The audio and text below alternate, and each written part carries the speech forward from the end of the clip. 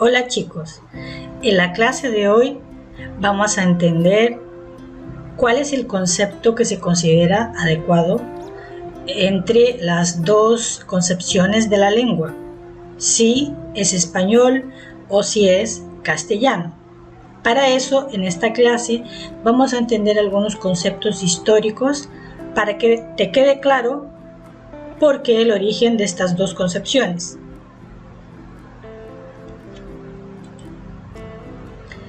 Al final, ¿cómo se dice? ¿Español o castellano? Vamos a entender un poco más a partir de una explicación histórica. El Imperio Romano comenzó en el año 27 a.C. y terminó en 476 después de Cristo. A partir del siglo III, el Imperio de Roma atravesó varias crisis que acabaron por provocar su decadencia y finalmente su desintegración. En este mapa te puedes dar cuenta que todo aquel territorio que está marcado en amarillo, en el color amarillo, correspondía al Imperio Romano. ¿Cuál era la lengua que predominaba en este Imperio Romano? Bueno, en aquella época se diseminó a partir de Roma el latín vulgar. El latín vulgar, por tanto, era la lengua oficial de aquel entonces. En aquella época, el centro de la economía, el centro de la producción artística, política principalmente, se originaba en Roma, que queda lo que es actualmente el territorio de Italia. Desde Roma se fue diseminando por los otros países que cercaban el mar Mediterráneo y un poco el mar Negro. Como te das cuenta, inclusive la parte de Britania, que es lo que hoy correspondería a un país de habla inglesa, también pertenecía al Imperio Romano. En aquella época, España no se llamaba España, se llamaba Hispania, así como los otros territorios también tenían sus nombres antes de conocerlos como lo conocemos hoy. Galia es la Francia actual, Macedonia, Asia, Cirenaica, Egipto. Bueno, algunos países todavía se mantienen en el nombre original, pero este es un mapa del Imperio Romano y en aquel entonces no existía la división que conocemos hoy de los países. Volvamos a Hispania. Hispania, como te das cuenta, es la península ibérica que conocemos, pero en ese entonces no estaba dividida en países como lo conocemos hoy, repito, sino que estaba dividida en reinos, ¿verdad? Entonces en esa época, aparte del latín vulgar, que era predominante por la predominancia de Roma, también existían las propias lenguas típicas de cada territorio. ¿Sí? Por ejemplo, en Galia se hablaba el galés, en Hispania se hablaban varias lenguas. Vamos entonces a entender esta parte de las lenguas. Bueno, aquí ya vemos cuando el Imperio Romano se desintegró y aquí en este mapa podemos percibir las conquistas del Islam, los movimientos que el Islam hizo para conquistar algunas partes inclusive del territorio que era de Roma. Entonces fíjate, cuando el Imperio de Roma cae, eso fue con la caída de Constantinopla, ¿no? Y de ahí entonces los árabes empezaron a avanzar por el Mediterráneo y llegaron justamente a lo que es el territorio de Hispania. En el territorio de Hispania, si te fijas ahí, a la izquierda, donde está escrito Al-Andalus, que es el territorio de Hispania de aquella época, tenemos Córdoba como principal asentamiento de los árabes. Entonces, cuando los árabes llegaron a Hispania, intentaron dominar el territorio de lo que hoy es España. principalmente en la ciudad que hasta hoy día se llama Córdoba. Entonces, cuando los árabes llegaron ahí, bueno, entonces hubo mezcla de culturas, de comercio y principalmente de la lengua. Entonces hay un fenómeno aquí que las palabras que comienzan con al son de origen árabe. Si te fijas ahí, al andaluz es un nombre árabe. Y todas las palabras del español que comienzan con al son del origen árabe por esta cuestión histórica, por la herencia que se tiene de los países árabes cuando invadieron la península ibérica. En aquella época entonces Hispania no estaba dividida como la conocemos hoy en día, sino que estaba dividida en reinos. Entonces tenemos el reino de Navarra, el reino de León, el califato de Córdoba, tenemos condado de Castilla y etc. Fíjate bien, la parte verde que dice califato de Córdoba evidentemente es el nombre en origen a este asentamiento árabe, ¿verdad? Entonces, en aquella época España estaba dividida en reinos. Y entonces sucede la razón histórica preponderante para que España se convirtiera en España. Y esto fue la expulsión de los árabes del territorio de Hispania. Esta es una pintura famosa que se llama La expulsión de los árabes de España, que retrata más o menos cómo fue la situación en aquella época. Fue en el 2 de enero de 1492 en que los reyes católicos conquistan el reino de Nazarí de Granada y el último rey musulmán, Boabdil, se retira después de casi 800 años de presencia musulmana en el reino de España, en el territorio de España. Y de esta forma se pone fin a la reconquista. Ahí entonces, en ese momento, Hispania toma el control de todo su territorio y expulsa a los árabes, obviamente, como lo dice el título, y puede pensar de forma más estratégica en unificar todos los reinos. Y aquí entonces tenemos la península ibérica del siglo XV. En el siglo XV ya podemos ver una nueva agrupación de reinos dentro de la península ibérica, y ahí podemos distinguir el reino de Portugal, el reino de Navarra, el reino de Aragón, el reino de Granada y el reino de Castilla. El reino de Castilla estaba comandado por la reina Isabel de Castilla. Como te fijas, el territorio de Castilla era en extensión el más grande. Y por otro lado tenemos la corona o reino de Aragón, que estaba comandado por el rey Fernando de Aragón, que era el segundo territorio más grande de Hispania. Y entonces, en 1479 se unen los reinos de Castilla y Aragón. Fue una unión estratégica porque eran los dos mayores reinos de Hispania, y entonces juntaron fuerzas para unificar. Entonces Isabel de Castilla, o sea del reino de Castilla, y Fernando de Aragón, del reino de Aragón, finalmente se casan para formar una alianza.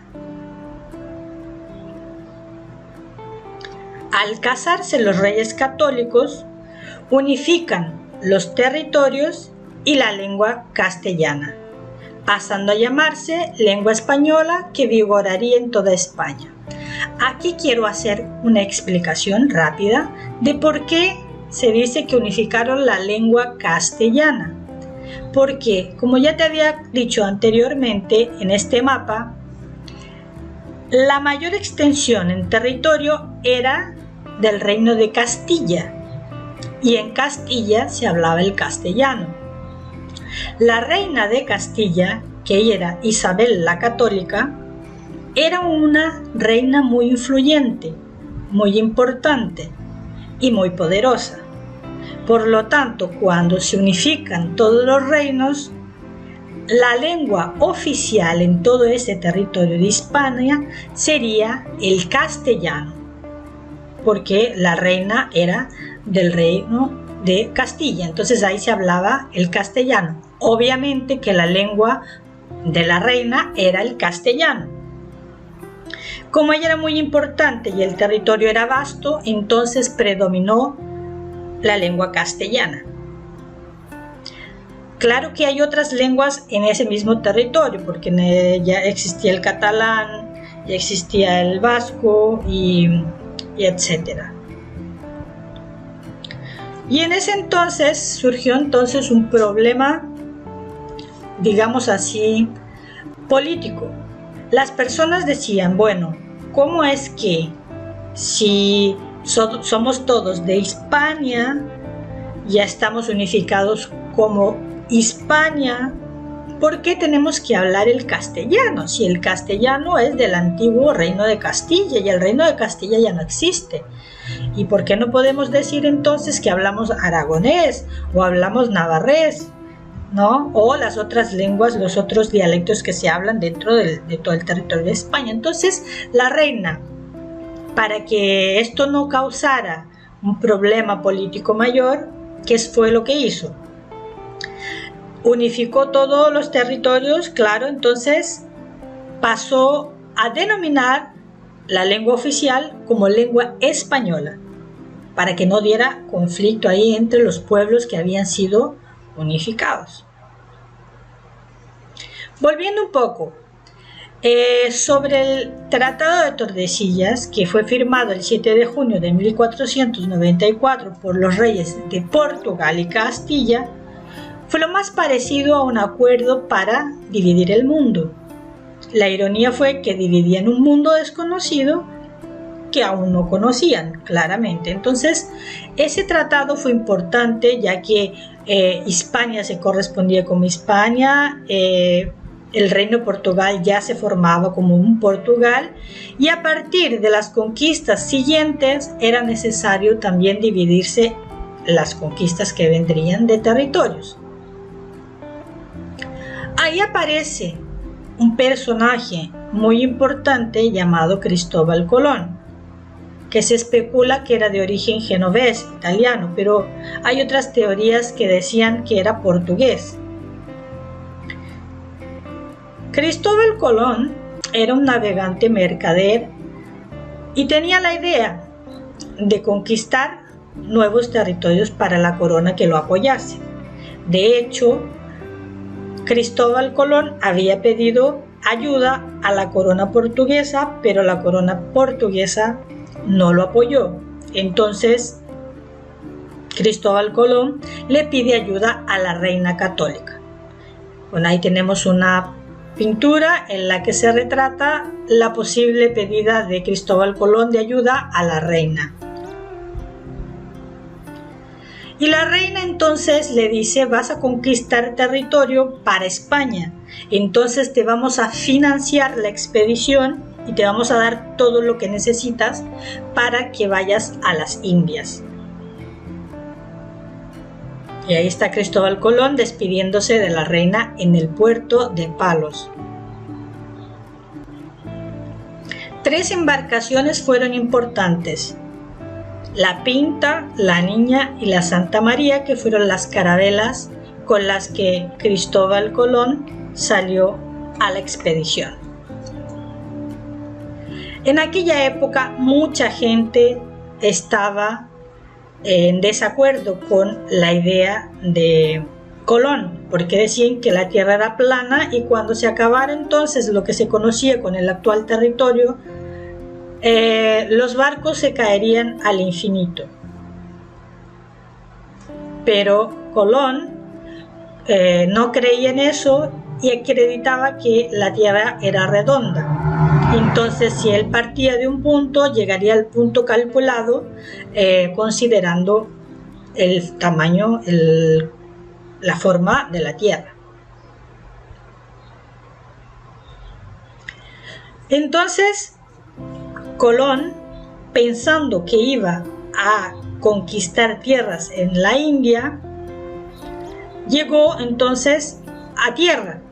Cuando llegó a tierra, él todavía pensaba que estaba llegando a las Indias, pero la verdad lo que estaba haciendo era descubriendo un nuevo territorio en otro continente, que sería después llamado como América.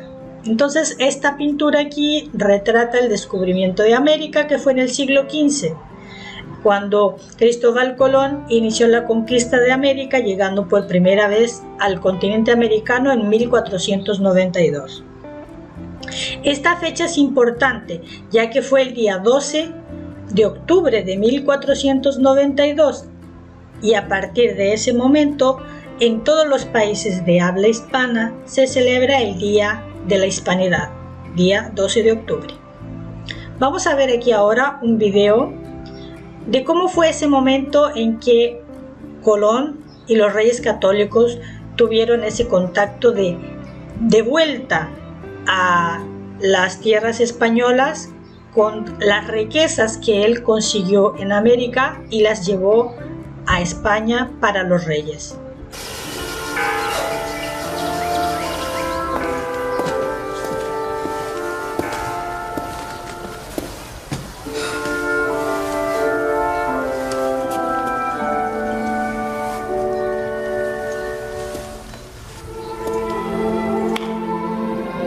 Señor Colón, os hacíamos en Portugal. A punto estábamos de declararos prófugo. Grave error habríais cometido. ¿Y qué nos traéis para recompensar nuestra paciencia? La ruta a las Indias por el oeste, como prometí. Y riquezas, Alteza. Riquezas de aquellas tierras que os asombrarán. ¡Adelante!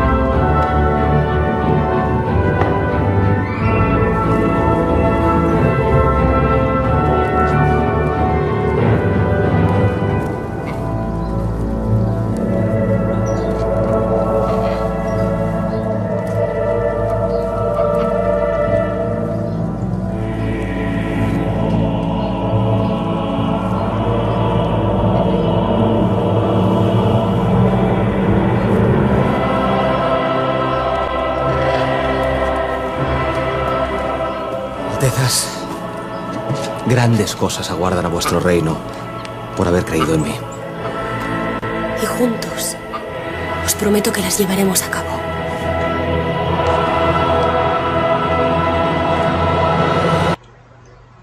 Bien, ahí fue un poco de la muestra de lo que fue la llegada de Colón ante los reyes católicos con las nuevas riquezas y conquistas de la América, ¿no? Pero en ese entonces él no sabía que se llamaba, que no era las Indias. Entonces, América, la verdad, fue bautizada en honor a Américo Vespucio, quien percibió el error de Cristóbal Colón, pues la tierra descubierta no era las Indias, sino que un nuevo continente. Entonces, por eso que ahora América se llama América. Podría haberse llamado Colombia, ¿no? Pero Colón no sabía que era América hasta que Américo Vespucio realmente percibió el error de Colón. Y ahí, bueno, entonces el descubrimiento de América se expande por otros territorios y como pueden ver ahí en el mapa, están todos los países de habla hispana, menos la parte de Brasil, que la parte de Brasil ya corresponde a la descubierta por los portugueses, ¿no? Pero el resto de los territorios fueron colonizados por la corona española. Y bueno, acá tenemos varios países con sus respectivas banderas: Argentina, Bolivia, Brasil, Chile, de lo que son los países de América Latina.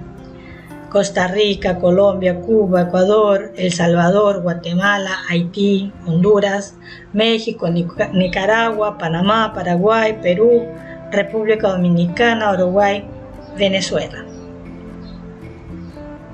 Vamos entonces ahora a ver qué conoces tú sobre el mundo hispánico.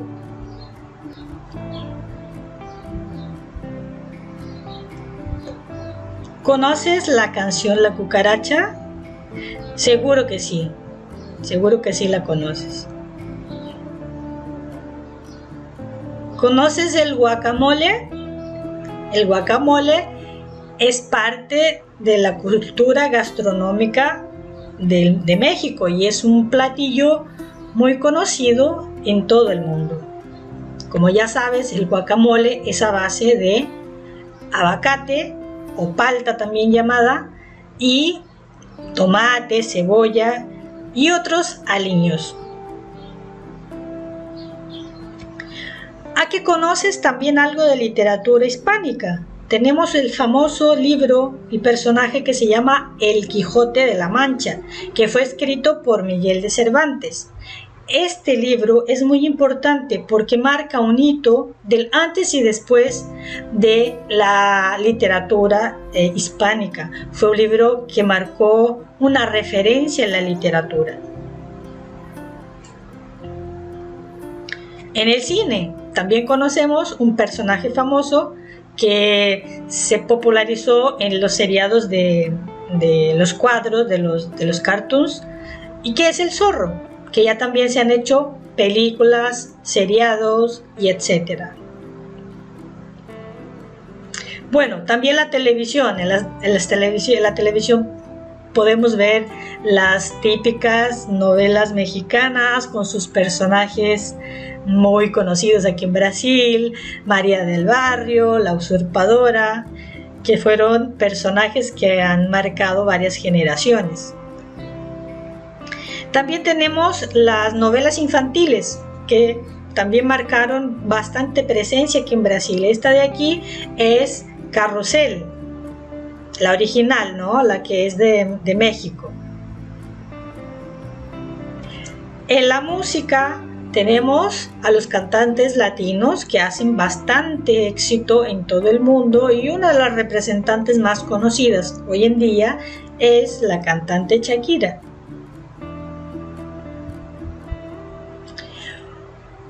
Otra novela mexicana bastante famosa que para adolescentes fue la novela Rebelde, que son todos adolescentes ahí y cantan. Es más o menos una serie musical también.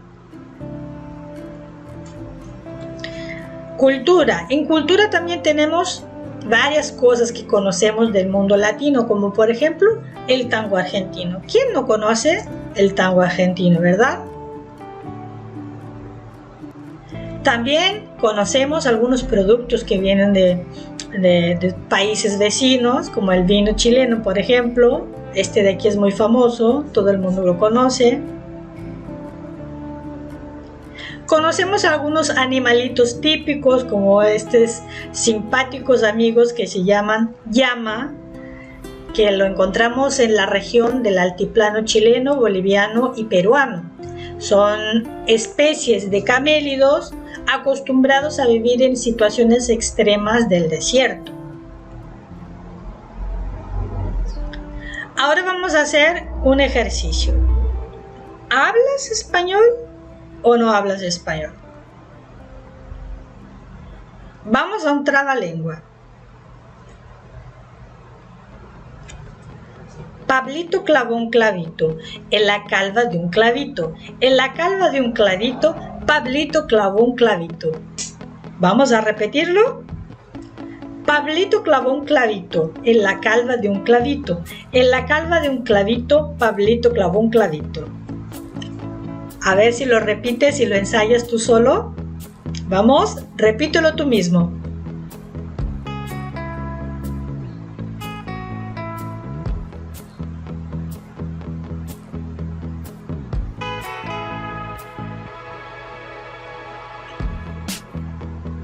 Vamos a otro. R con R cigarro, R con R barril. Rápido corren los carros del rápido ferrocarril. Vamos de nuevo. R con R cigarro, R con R barril. Rápido corren los carros del rápido ferrocarril. A ver si lo repites tú mismo.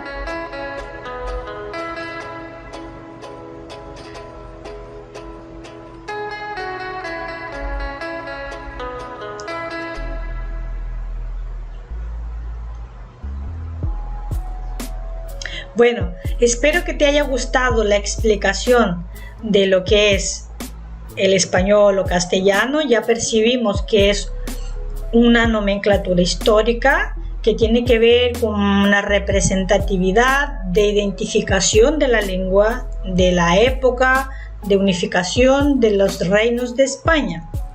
Entonces, te puedo decir que actualmente el tema de discusión entre si se dice español o si se dice castellano todavía continúa en boga. ¿Por qué? Porque existe la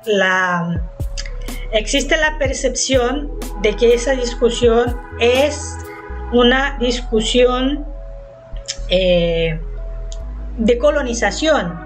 Entonces, hay países que no se sientan representados por la palabra español. Yo te estoy hablando ahora de América Latina. América Latina, la terminología que se usa es castellano, ¿no? Y en los países extranjeros que se enseña esta lengua se le dice español. Por eso que tú estudias español en la escuela y no castellano como lo estudian los nativos de los países de habla hispana. Entonces vamos a llegar hasta aquí hoy. Espero que te haya gustado la explicación. Vamos a seguir las siguientes clases con más temas interesantes para que tú tengas más noción y tengas más claridad acerca de la lengua española. Nos vemos en la próxima clase. ¡Chao!